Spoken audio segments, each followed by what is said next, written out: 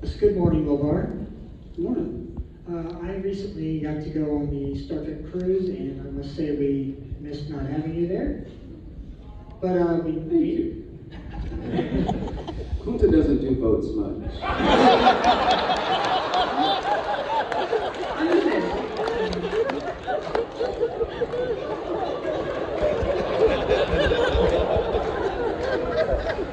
True. Very true. But I was curious, are there any other charitable organizations besides Reading Rainbow that you were involved in? I know man ahead of me mentioned one. Could you expound on what that organization is? Well, Reading Rainbow is a charitable organization. When we finished, the app that we created ended its life as the Skybrary. It started its life as the Reading Rainbow app, and it was Skybrary before it was all said and done. And I never intended to, be an app developer as a career. It was sort of a detour. So a couple of years ago, I was able to put that digital asset in the hands of Reading is Fundamental, an organization that I really love and support. Reading is Fundamental is responsible for distributing hundreds of thousands of books a year to kids. In most cases, their very first book that they've ever owned. And so they were looking to build a digital solution, a way to distribute books digitally to kids. And having built one, I was able to put that one in their hands. So that's an ongoing effort, and it's definitely tied and mission aligned to what my brand is.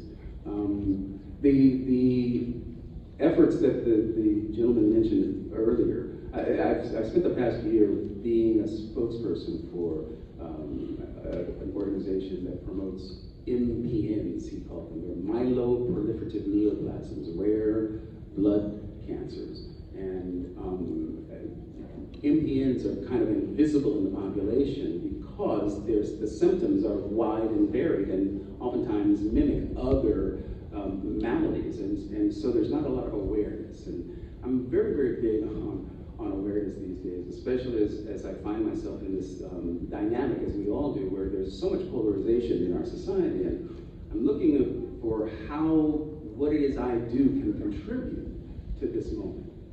And I do believe that storytelling has a place, and as I desperately try and find what its place is in what I see are these very difficult conversations that we need to have. We need to talk about race in America. We've avoided talking about race in America for 200 plus years.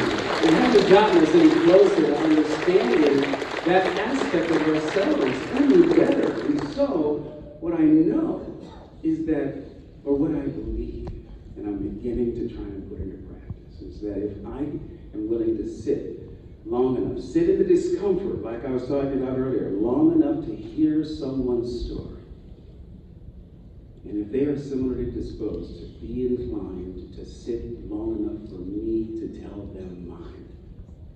Even if we have beliefs that are on the opposite ends of the spectrum from one another, I believe that in the course of that conversation, that sometimes difficult conversation, we will find some kind of commonality.